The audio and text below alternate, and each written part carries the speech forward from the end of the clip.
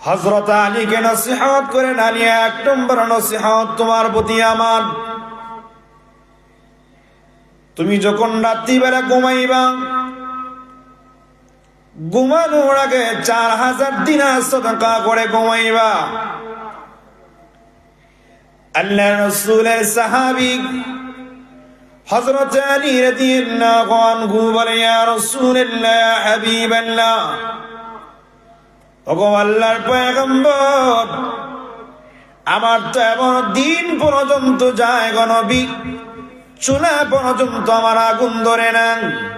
ওগো নবীজি, আমি কেমন করে প্রতিদিন 4000 দিনার সাদাকা করে আমি ঘুমাবো?